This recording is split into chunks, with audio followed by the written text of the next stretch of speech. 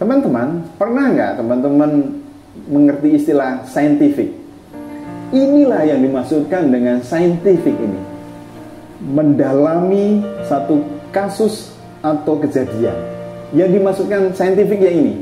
Mereka diminta untuk menemukan temuan-temuan, nama tokohnya siapa, ayat menariknya apa, alasannya apa, terus ada masalah apa, solusinya bagaimana, terus apa pesan firman Tuhan menurut mereka.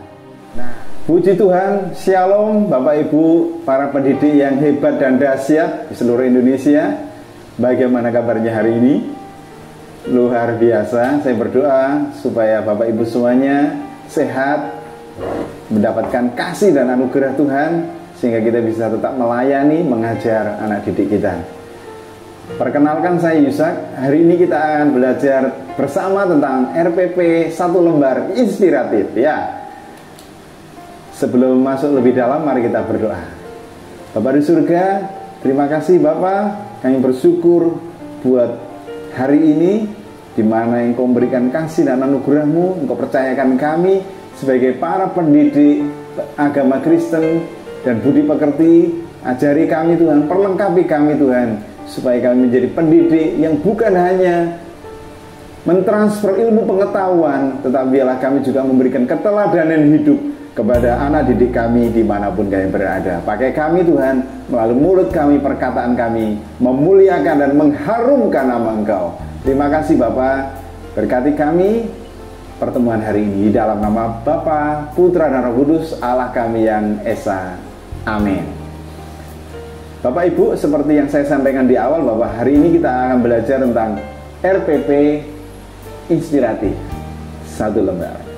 Berapa lembar? 1 lembar saja. Oke. Sebelum kita masuk lebih dalam, saya mau sampaikan sebagai seorang guru, sebagai seorang pendidik yang hebat dan dahsyat, kita harus semangat ya. Harus melayani dengan sungguh-sungguh anak didik kita, karena mereka adalah generasi gereja kita, generasi gereja masa depan. Sebab itu, mari kita melayani giat di dalam ladang Tuhan, terutama sebagai seorang pendidik. Puji Tuhan. RPP inspiratif. Kita akan lihat sini, ini ada panduan yang dikeluarkan oleh pusat kurikulum yang disusun oleh tim pusat kurikulum pembelajaran Badan Penelitian Pengembangan Kementerian Pendidikan dan Kebudayaan 2019. Di bagian pengantar saya akan bacakan. Pusat kurikulum pembelajaran merespon keluhan dari pendidik yang menyatakan bahwa beban administrasi terlalu banyak dan berat, khususnya dalam penyusunan RPP. Beban banyak dan berat, apakah ini dialami oleh semua pendidik? Orang yang dapat menjawab ialah pendidik itu sendiri, karena pendidiklah yang mengalaminya. Pendidik merasa bahwa RPP saat ini terlalu banyak, karena kompleks sekali komponen yang harus ada, sehingga jumlah halamannya banyak. Oleh karena itu, pusat kurikulum dan pembelajaran menyusun rencana pelaksanaan pembelajaran RPP inspiratif untuk para pendidik. RPP ini hanya 1 lembar. Ingat, 1 lembar. Dengan komponen utama, tujuan pembelajaran, aktivitas, dan penilaian. Tujuan pembelajaran disarikan dari kompetensi dasar dan dirumuskan dengan kalimat yang mudah dipahami. Aktivitas berisi kegiatan siswa selama pembelajaran. Penilaian sebagai gambaran secara umum tagihan untuk mengukur ketercapaian KD. Menyusun RPP inspiratif tidak sekedar mengurangi banyaknya halaman menjadi 1 halaman. Pendidik diberi kebebasan, kemerdekaan dalam menyusun RPP bukan karena banyaknya jumlah halaman, tetapi bagaimana mengonstruksikan rencana pembelajaran secara global, mudah dipahami dan menerjemahkannya pada kegiatan pembelajaran di kelas. Jika RPP inspirasi ini masih diperdebatkan lagi karena jumlah halamannya, pendidik bisa meninjau kembali profesionalisme sebagai seorang pendidik. Dengan demikian diharapkan tidak akan ada lagi pendidik yang mengeluh karena beban banyaknya administrasi. RPP ini disusun mulai dari pendidikan anak usia dini, tingkat dasar dan menengah atau SMA, bahkan juga SLB juga ada di sini. Tidak semua mata pelajaran disusun di sini, tetapi ada beberapa yang mewakili salah satu satuan pendidikan. Semoga RPP ini menginspirasi kita sebagai seorang pendidik dalam mengembangkan RPP yang komunikatif dan mudah bagi kita. Jakarta 2019, Kepala Pusat Kurikulum dan Perbukuan Dr. Awaludin Jala. Oke, kita lihat sekarang isinya apa.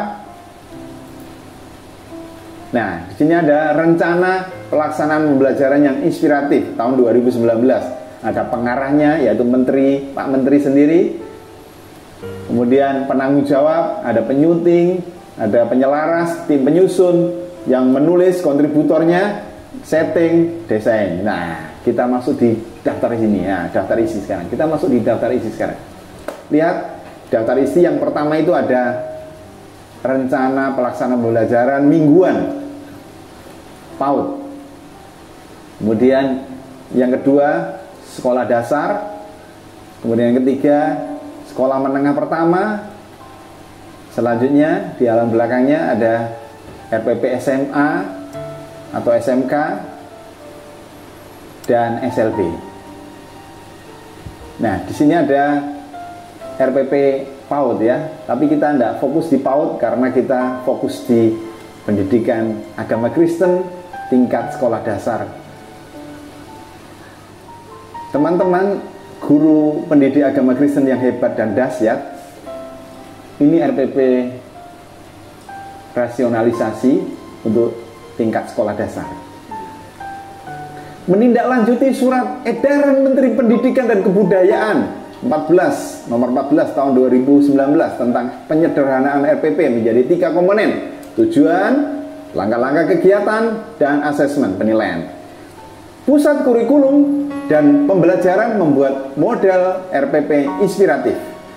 Rencana pelaksanaan pembelajaran RPP ini dimaksudkan untuk memberikan guru kebebasan berekspresi dalam melaksanakan proses pembelajaran.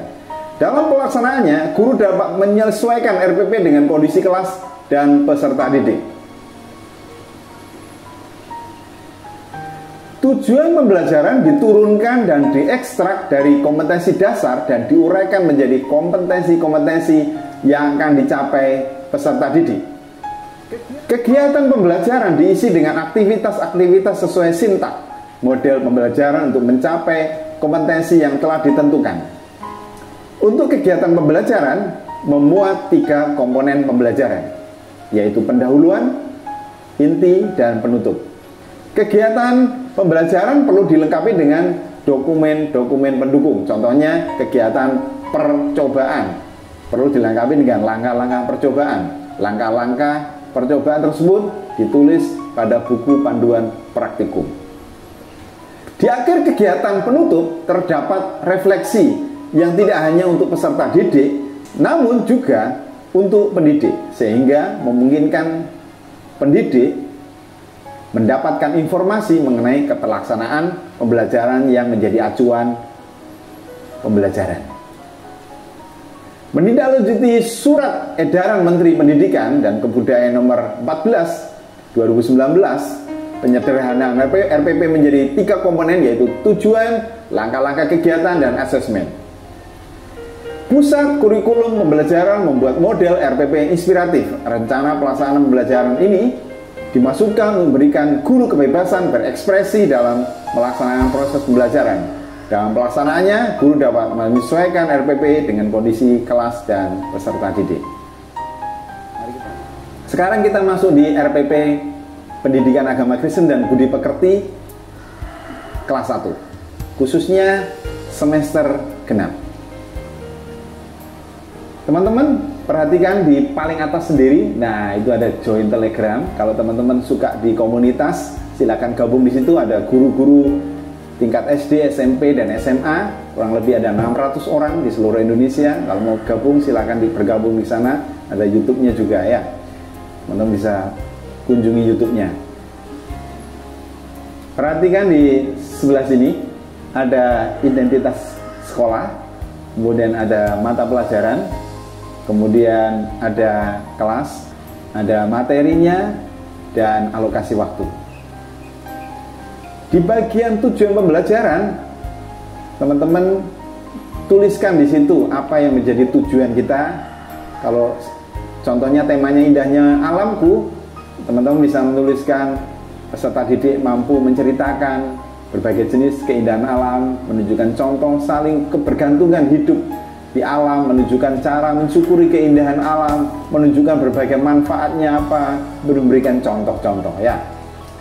Kita masuk di kegiatan pembelajaran. Jadi di kegiatan pembelajaran ini ada pendahuluan, inti, dan penutup. Di bagian pendahuluan, guru memberikan salam, doa, dan menyanyikan lagu Sungguh Indah Alamnya sebagai bentuk PPK ya. Guru menyapa kehadiran peserta didik, disapa, halo anak-anak gitu, halo anak-anak, semuanya gitu ya. Disapa, kemudian berikan motivasi, terus guru menyampaikan tujuan dan manfaat materi yang akan disampaikan. Di bagian literasi, teman-teman bisa tampilkan kejadian pertama, ayat pertama sampai 31. Anak-anak kemudian diberi tayangan kisah penciptaan atau materi kisah indahnya alam di lingkungan kita. Lalu peserta didik menyampaikan gagasan kreatifnya terkait kejadian pasal 1 maupun tayangan yang kita sampaikan. Selanjutnya di bagian critical thinking, guru memberikan kesempatan peserta didik untuk mengamati kisah penciptaan di Perjanjian Lama dengan mengkaitkan kondisi alam saat ini. Kemudian menanyakan persamaannya apa, perbedaannya apa, menemukan bentuk masalahnya apa, masalah lingkungan yang ada, dan memberikan solusinya. Ini sebagai hostnya ya. Kemudian dikolaborasi, peserta didik dibentuk dalam beberapa kelompok untuk mendiskusikan penyebab rusaknya alam lingkungan di sekitar kita apa. Kan sekarang terjadi lingkungan kita yang rusak, yang kotor karena masyarakatnya kurang sadar membuang sampah, contohnya seperti itu. Terus berikan responnya mereka bagaimana, solusinya supaya sampah tidak menumpuk bagaimana. Kemudian siswa diminta untuk mengeksplorasi temuan-temuan terkait materi yang dipelajari, terus bertukar pikiran. Sekarang kita masuk di komunikasi. Peserta didik mempresentasikan hasil kerja kelompok secara klasikal, mengemukakan pendapatnya dan mempresentasikan kerja kelompok mereka, dan kelompok yang lain merespon. Jangan lupa di sini guru sebagai kontrolnya. Di bagian kreativitas, peserta didik melakukan aktivitas menggambar atau mewarnai alam. Guru dan peserta didik membuat rumusan kesimpulan tentang materi yang diajarkan hari itu. Peserta didik diberi kesempatan menanyakan kembali hal-hal apa yang belum dimengerti. Apabila kurang mendalami, teman-teman bisa belajar bersama dengan kami. Di sini saya tempelin link video YouTube. Teman-teman bisa blog, setelah di blog, di copy. Setelah di copy, teman-teman buka di browser, kemudian tempelkan browser ini, atau masuk di YouTube juga bisa. Teman-teman bisa tempelkan di sini, maka teman-teman akan tersambung dengan materi indahnya alamku di sini. Ini ada teman-teman kita yang sudah mengajar bagian ini. Di bagian penutup, guru bersama peserta didik merefleksikan pengalaman belajar. Guru menekankan, ingat saya mau tekankan lagi, guru menekankan supaya anak-anak didik kita menghidupi, mempraktekkan kebenaran firman Tuhan ya. Penting sekali, bukan hanya sekedar teori, tapi diterapkan, dipraktekkan. Selanjutnya guru menyampaikan rencana pembelajaran pada pertemuan berikutnya, dan anak-anak diajak doa penutup. Ada lagi yang teman-teman harus perhatikan di refleksi dan konfirmasi di sini. Refleksi pencapaian siswa atau confirmative assessment, dan refleksi guru untuk mengetahui ketercapaian proses pembelajaran dan perbaikan. Kemudian teman-teman memberikan penilaian terdiri dari 4 aspek: spiritual, sosial, pengetahuan, dan keterampilan. Teman-teman bisa tuliskan di sini, kemudian teman-teman minta tanda tangan kepala sekolah. Ya, ini RPP tingkat sekolah dasar khususnya kelas 1. Kita sekarang masuk di contoh RPP yang kelas 2. Sama pada dasarnya teman-teman, ini formatnya bentuknya sama RPP kelas 2 ini dengan RPP kelas 1, yaitu ada identitas sekolah, mata pelajaran, kemudian kelas, materinya, kemudian alokasi waktu. Ingat, ini RPP 1 lembar, 1 kali tatap muka, 1 kali pertemuan ya. Di sini karena kelas 2 temanya tentang keluarga hidup rukun, maka teman-teman deskripsikan di sini tujuan pembelajarannya. Sekarang dimasuk di pendahuluan. Guru memberikan salam dan doa, menyanyikan lagu sungguh alangkah baiknya. Sungguh alangkah baiknya, itu sebagai bentuk PPK-nya. Guru menyapa kehadiran peserta didik dan memberikan motivasi. Guru menyampaikan tujuan pembelajaran dan manfaat dari materi yang disampaikan. Kemudian di bagian literasi, anak-anak diminta untuk membaca Mazmur 133 ayat 1 sampai 3. Siswa diberi tayangan ilustrasi gambar Imam Harun, kemudian Gunung Sion, Gunung Hermon. Kemudian mereka diminta pendapat mereka bagaimana. Di bagian critical thinking, guru memberikan kesempatan peserta didik untuk mengamati gambar keluarga Kristen yang bahagia. Ingat ya, yang bahagia, yang senyum, yang sukacita dari Allah. Peserta didik diminta menyebutkan aktivitas bersama keluarga selama seminggu kemarin apa. Kemudian menyebutkan aktivitas yang paling menyenangkan itu apa bersama keluarga. Kemudian kita tanyakan mereka, mengapa kita harus tinggal dalam keluarga Kristen yang rukun. Menyebutkan dampaknya apa kalau kita tinggal bersama keluarga kita yang rukun. Dampak positifnya apa, negatifnya apa. Contohnya kita suruh menyebutkan mereka 3 saja dampaknya. Di bagian kolaborasi sekarang, siswa dibentuk dalam beberapa kelompok, mendiskusikan aktivitas bersama keluarga selama seminggu, menyebutkan aktivitas apa yang paling menyenangkan bersama dengan keluarga. Kemudian mereka menyebutkan 3 dampak positif dan negatifnya dalam hidup rukun. Kemudian mereka mengeksplorasi informasi dan bertukar pikiran dengan kelompok mereka.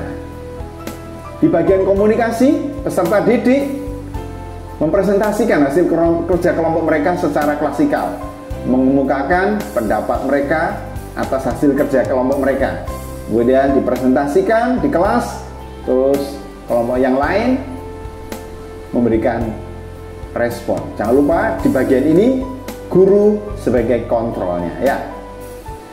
Sekarang di bagian kreativitas, peserta didik memberi tanda senyum atau tanda sedih, gambar smile atau bad ya, pada aktivitas buku di halaman 79. Guru peserta didik merumuskan kesimpulan. Peserta didik diberi kesempatan untuk menanyakan kembali apa yang belum dipahami. Apabila teman-teman ingin mendalami materi ini, teman-teman bisa buka lagi di YouTube, teman-teman bisa lihat apa yang perlu ditambahkan di sana. Penutup, guru bersama dengan peserta didik merefleksikan pengalaman belajar. Guru menekankan supaya menghidupi kebenaran firman Tuhan. Ingat ya, kita harus menghidupi, mempraktekkan kebenaran firman Tuhan itu. Kemudian menyampaikan rencana pembelajaran pada pertemuan yang akan datang. Di bagian refleksi dan konfirmasi sekarang, sama, teman-teman memberikan penilaian spiritual, sosial, pengetahuan, dan keterampilan. Ini RPP tingkat kelas 2. Sekarang kita masuk RPP yang kelas 3. Sama, kita langsung masuk di tujuan pembelajaran. Teman-teman tuangkan di situ tujuan pembelajaran tentang aku membutuhkan orang lain. Cantumkan di situ tujuan pembelajarannya apa ya. Kemudian di pendahuluan, guru memberikan salam, doa, menyanyikan lagu bersyukur kepada Tuhan sebagai bentuk PPK. Guru menyapa kehadiran peserta didik, memberikan motivasi semangat dalam belajar. Kemudian bagian literasi, di sini kita belajar di Kejadian pasal 2 ayat ke-18. Kemudian siswa diberi tayangan ilustrasi penciptaan, kisah penciptaan Hawa yang berpengaruh kepada Adam. Setelah itu diminta mereka mengemukakan pendapat mereka. Di bagian critical thinking, guru memberikan kesempatan peserta didik mengamati tayangan anak memerlukan pertolongan. Jadi kita ini tidak bisa hidup sendiri maksudnya. Anak itu memerlukan pertolongan orang tua, saudara, dokter, guru maupun teman, bahkan orang lain yang ada di sekitarnya. Peserta didik diminta menyebutkan bentuk-bentuk pertolongan yang pernah diterima itu apa saja, dari orang tua, dari dokter, dari saudara, dari guru maupun dari teman. Diminta mereka mengungkapkan pendapatnya. Kemudian apa yang terjadi? Mereka disuruh berpikir ulang. Apa yang terjadi? Apa yang terjadi kalau kita hidup sendiri? Nah, disuruh membandingkan seperti itu. Kemudian mendaftarkan respon anak terhadap pertolongan yang mereka terima itu apa saja bentuknya. Itu bagian dari HOTS-nya ya. Kemudian di bagian kolaborasi, peserta didik dibentuk dalam beberapa kelompok mendiskusikan bentuk-bentuk pertolongan yang pernah diterima. Menyebutkan alasan mengapa kita memerlukan pertolongan orang lain, apa yang terjadi jika mereka hidup sendiri. Ini hubungannya dengan critical thinking di atas. Di bagian komunikasi, peserta didik mempresentasikan hasil temuan mereka dari pertanyaan di atas itu, kemudian disampaikan di kelas, dan teman yang kelompok yang lain memberikan respon, guru memberikan sebagai kontrol. Di bagian kreativitas, peserta didik menghafalkan potongan-potongan ayat Kejadian 2 ayat 18. Jadi teman-teman di sini menyiapkan tulisan ini, kemudian dipotong-potong, kemudian anak-anak diminta untuk menyusun dan menghafalkan. Jangan lupa dipraktekkan juga ya. Guru dan peserta didik merumuskan kesimpulan. Peserta didik diberi kesempatan menanyakan lagi ya hal-hal yang belum dimengerti. Teman bisa belajar lagi di YouTube ini, bisa dibuka untuk memperkaya pengalaman teman-teman semuanya. Di bagian penutup, guru bersama dengan peserta didik merefleksikan pengalaman belajar. Guru menekankan supaya kita menghidupi kebenaran firman Tuhan. Tekankan di sini, kita harus menghidupi, mempraktekkan kebenaran firman Tuhan. Guru menyampaikan rencana pembelajaran pada pertemuan berikutnya dan doa penutup. Teman-teman berikan refleksi, konfirmasi, penilaian aspek spiritual, sosial, pengetahuan, dan keterampilan. Baik, teman-teman, sekarang kita masuk di kelas 4. Kita langsung masuk di tujuan pembelajaran. Tujuan pembelajaran tuangkan di situ. Kalau temanya bergantung kepada Allah, tuangkan di situ. Kemudian di bagian pendahuluan, terus di bagian inti dan penutup. Saya mau fokus di bagian literasi sekarang. Di sini karena temanya adalah tema tentang hidup bergantung kepada Allah, maka kita bisa arahkan pembacaan literasinya di Ayub pasal pertama ayat pertama sampai 22 dan pasal 2 ayat 1 sampai 10. Siswa diberi tayangan ilustrasi gambar atau video kisah Ayub. Teman-teman, banyak sekali sekarang gambar-gambar ya. Kumpulkan gambar itu, kemudian sampaikan ke anak-anak, kemudian anak-anak memberikan respon pendapat mereka tentang tayangan video atau gambar itu. Setelah itu mereka diminta pendapatnya mereka. Di bagian kritikal, ini paling penting sekarang. Di bagian ini, teman-teman memberikan kesempatan peserta didik untuk melihat tayangan ilustrasi tentang kisah Ayub. Kemudian peserta didik diminta menganalisa, menuliskan tokoh dalam kisah tersebut. Ayat mana yang menarik, alasannya apa, ada masalah apa di sana. Kemudian mereka diminta memberikan solusi, apa pesan firman Tuhan melalui kisah tersebut. Ini hotnya. Nah, teman-teman, pernah nggak teman-teman mengerti istilah scientific? Inilah yang dimaksudkan dengan scientific ini. Mendalami satu kasus atau kejadian. Yang dimaksudkan scientific ya ini. Jadi teman-teman menanyakan kepada mereka setelah mereka mengetahui kisah atau gambar tersebut, kita menanyakan. Kalau kita bahas tentang Ayub, berarti kitab Ayub, kita tanyakan saintifiknya. Ayat mana yang menarik menurut kalian? Pasti kan berbeda-beda setiap anak ya. Kemudian, mengapa ayat ini menarik buat kalian? Anak-anak, di Ayub ini ada masalah apa? mereka suruh menemukan ada masalah. Oh, masalahnya ada 1, 2, 3. Kemudian bagaimana 1, 2, 3 ini, cara solusinya bagaimana? Nah, seperti itu. Mereka diminta untuk menemukan temuan-temuan, nama tokohnya siapa, ayat menariknya apa, alasannya apa, terus ada masalah apa, solusinya bagaimana, terus apa pesan firman Tuhan menurut mereka. Nah, ini yang dimaksudkan dengan saintifik.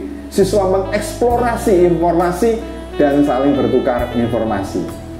Kemudian di bagian komunikasi, peserta didik mempresentasikan hasil kerja kelompok secara klasikal, mengemukakan pendapat mereka dan mempresentasikan di kelas. Kemudian kelompok yang lain memberikan respon. Jangan lupa di sini guru sebagai kontrol dalam pembelajaran. Di bagian kreativitas, peserta didik membuat puisi atau karangan atau karya kreatif terkait pengalaman bergantung kepada Tuhan. Misalnya pernah sakit, kemudian disembuhkan Tuhan dalam bentuk puisi atau tulisan. Kemudian guru dan peserta didik merumuskan kesimpulan pembelajaran yang diterima. Peserta didik diberi kesempatan untuk menanyakan hal-hal yang belum dimengerti. Teman-teman, kalau ingin mendalami materi ini, silakan buka di link YouTube ini, silakan dilihat supaya teman-teman bisa semakin luas dalam pembelajarannya. Sekarang di bagian penutup, guru bersama peserta didik buat refleksi, kemudian ditekankan menghidupi kebenaran firman Tuhan. Refleksi, konfirmasi, penilaian juga harus teman-teman lakukan, terutama di bagian penilaian spiritual, sosial, pengetahuan, dan keterampilan. Baik, sekarang kita masuk di RPP, contoh RPP yang kelas 5. Kita masuk di tujuan pembelajaran, sampaikan di situ, temanya berubah dan menjadi baru. Kemudian di bagian pendahuluan, teman-teman memberikan salam, doa, nyanyian perubahan besar. Ya, ini ada lagunya. Perubahan besar di kehidupanku sejak Yesus di hatiku. Nyanyikan bersama dengan anak-anak dengan semangat, dengan sukacita yang dari Tuhan. Sekarang di bagian literasi, di situ disisipkan Kisah Para Rasul pasal 9 ayat 1 sampai 19. Ini adalah kisahnya Saulus menjadi Paulus, berubah 360 derajat melayani Tuhan yang dulunya melawan Tuhan, menganiaya umat Tuhan, dan akhirnya dia berubah. Siswa diberi tayangan atau gambar ilustrasi pencuri kue, ada di buku halaman 32. Siswa diminta memberikan pendapat tentang kisah ini, dua kisah ini, para rasul dan kisah pencuri kue. Di bagian critical thinking, guru memberikan kesempatan peserta didik untuk melihat tayangan gambar kisah pencuri kue. Peserta didik diminta menganalisa, menuliskan nama tokohnya siapa di situ, kemudian bagian mana yang menarik menurut dia, berikan alasannya apa, ada masalah apa di situ. Ini adalah bagian dari saintifik. Ada masalah apa, solusinya bagaimana, terus apakah perempuan tersebut akhirnya menyadari kesalahannya, terus apa pesan kisah tersebut. Kemudian kembalikan, jika perempuan itu yang mencuri kue itu kalian, bagaimana? Nah, mereka akan kaget dan wow, seperti itu ternyata kisahnya. Menarik, dibuat semenarik mungkin presentasinya ya. Sekarang di bagian kolaborasi. Di bagian kolaborasi ini, peserta didik dibentuk dalam beberapa kelompok, menganalisa dan menuliskan nama tokoh dalam kisah tersebut. Bagian kisah mana yang menarik, alasannya apa, ada masalah apa, solusinya bagaimana, apakah perempuan tersebut menyadari kesalahannya, apa pesan dari kisah tersebut menurut mereka. Siswa mengeksplorasi informasi dan saling bertukar informasi. Sekarang di bagian komunikasi, peserta didik mempresentasikan hasil kerja kelompok secara klasikal, mengemukakan pendapat atas presentasi yang dilakukan, kemudian ditanggapi oleh kelompok yang lain. Jangan lupa guru di sini sebagai kontrol pembelajaran di kelas. Sekarang di bagian kreativitas. Peserta didik menggambar kue yang menggambarkan perubahan manusia baru. Dijelaskan di situ. Jadi kue itu berasal dari tepung, ada dari telur, campuran gula, terus margarin, akhirnya diolah menjadi adonan kue dan menjadi kue yang sudah jadi, sudah matang. Itu adalah perubahan, itu contoh prosesnya. Atau teman-teman bisa juga buat proses dari kepompong menjadi kupu-kupu, itu juga bisa. Itu gambaran bahwa perubahan hidup mereka mengalami perubahan. Terus guru dan peserta didik merumuskan kesimpulan tujuan pembelajaran yang telah dicapai. Peserta didik beri kesempatan. Apakah ada yang belum dimengerti? Kemudian kalau ada yang bertanya, guru memberikan respon jawaban yang sesuai standarnya. Apabila teman-teman ingin mendalami materi ini, teman-teman bisa lihat di YouTube ini. Ada linknya di sini, silahkan teman-teman kunjungi linknya ya. Di bagian penutup sekarang, guru bersama dengan peserta didik membuat refleksi pengalaman pembelajaran. Jangan lupa tekankan untuk menghidupi kebenaran firman Tuhan. Sampaikan rencana pembelajaran pada pertemuan berikutnya, doa penutup, selesai. Nah, di bagian refleksi dan konfirmasi, kemudian ada penilaian. Jangan lupa teman-teman berikan penilaian spiritual, observasi sebelum kelas dan selesai kelas, berikan penilaian secara sosial, pengetahuan dan keterampilan. Tuangkan di sini ya. Oke.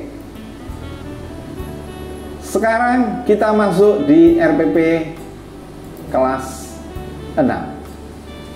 Sama pada dasarnya RPP ini, formatnya kita akan masuk langsung di tujuan pembelajaran.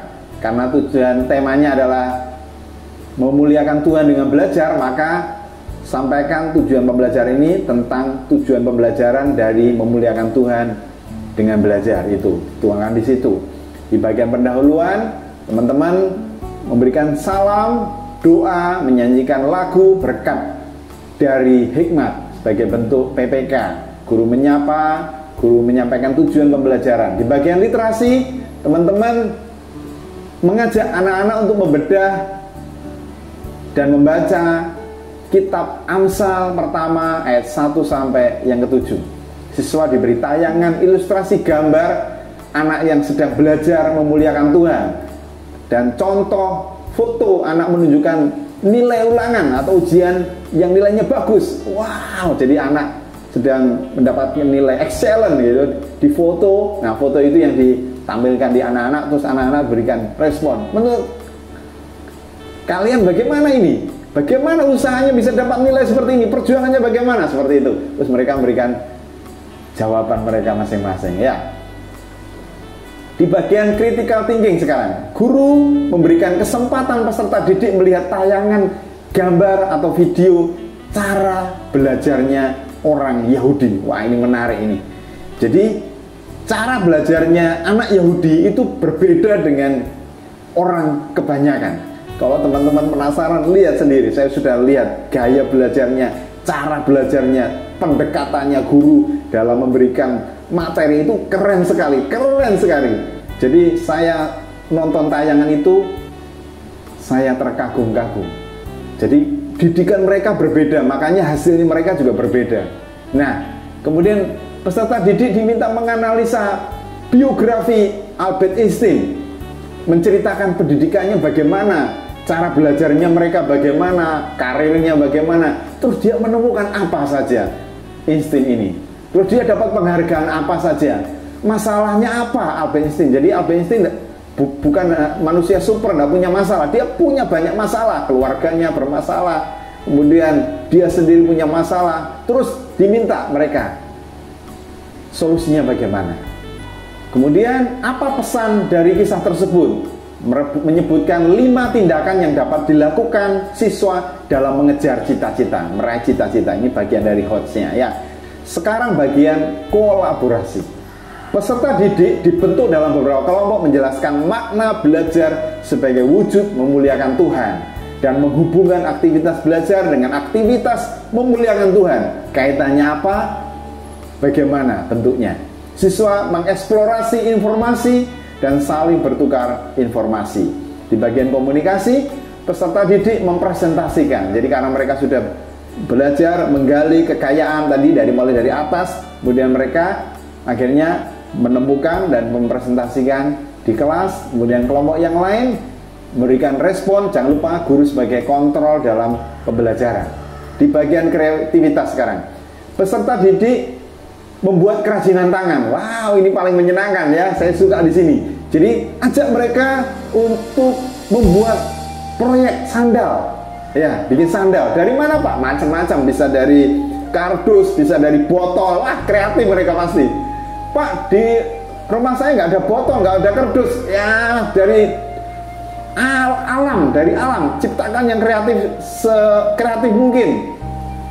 Kalau teman-teman mungkin kesulitan, Pak, saya nggak punya kertas, nggak punya kardus, nggak punya botol. Ciptakan kreativitas sendiri teman-teman, dari daun atau dari hal-hal yang bekas di sekitar teman-teman, gunakan itu ya. Ciptakan ya, teman-teman. Minta mereka buat sandal, dompet, miniatur sepeda atau miniatur rumah berupa karya kreatif ini dari barang-barang bekas ya. Kemudian guru dan peserta didik membuat rumusan kesimpulan pembelajaran. Peserta didik beri kesempatan hal-hal yang ditanyakan ya. Kemudian teman-teman kalau ingin mendalami materi ini bisa buka link YouTube ini, belajar bersama-sama kekayaan, mengeksplorasi kekayaan apa yang perlu kita tambahkan. Kemudian di bagian penutup, teman-teman bersama dengan peserta didik membuat refleksi pengalaman belajar, menekankan supaya kita menghidupi kebenaran firman Tuhan ya. Jangan lupa itu. Selanjutnya menyampaikan rencana pembelajaran pada pertemuan yang akan datang dan ditutup dengan doa. Yang paling terakhir, teman-teman menyampaikan refleksi pengalaman belajar mereka. Kemudian teman-teman diminta untuk membuat penilaian secara spiritual, sosial, pengetahuan, dan keterampilan. Demikian teman-teman kurang lebihnya materi paparan hari ini tentang RPP 1 lembar Pendidikan Agama Kristen dan Budi Pekerti, khususnya tingkat sekolah dasar. Kiranya menolong teman-teman semuanya semangat di dalam melayani pekerjaan Tuhan, di dalam mendidik dan mempersiapkan generasi gereja kita supaya next generasi gereja kita akan menjadi generasi yang cakap, yang mengasihi Tuhan, yang cinta Tuhan, dan siap menyambut kedatangan Tuhan yang kedua kali. Teman-teman, terima kasih sudah mengikuti paparan tentang RPP Pendidikan Agama Kristen dan Budi Pekerti, khususnya tingkat sekolah dasar di semester genap ini. Kita menutup bagian ini dengan doa. Mari kita berdoa. Kita datang kepada Tuhan. Bapa di surga, terima kasih untuk jabatan kepercayaan yang Tuhan taruh atas pundak kami, untuk kami bisa menjadi seorang pendidik, pengajar. Perlengkapi kami Tuhan dengan kemampuan, dengan ilmu pengetahuan dan eksplorasi yang baru, inspirasi yang baru, sehingga kami mengajar dengan kekayaan, dengan ilmu pengetahuan, terutama dari kekayaan firman-Mu, kebenaran firman-Mu, sehingga kami bisa menyeberangkan semua ilmu pengetahuan ini kepada seluruh anak didik kami, terutama biarlah kami juga bisa mendidik mereka, mempersiapkan generasi mereka menjadi generasi gereja-Mu di masa yang akan datang, di masa-masa yang banyak sekali tantangan dan rintangan. Siapkan kami Tuhan, siapkan kami supaya kami bisa menjadi pemimpin yang bukan hanya bisa mentransfer ilmu pengetahuan, tetapi mentransfer keteladanan hidup kami, sikap kami dinilai oleh mereka, dan mereka juga berubah karena melihat Kristus ada di dalam hidup kami. Terima kasih Bapak, kami bersyukur untuk pertemuan hari ini. Kami tutup doa ini di dalam nama Bapa, Putra, dan Roh Kudus, Allah kami yang Esa, Amin. Terima kasih teman-teman sudah mengikuti pertemuan hari ini. Puji Tuhan. Shalom.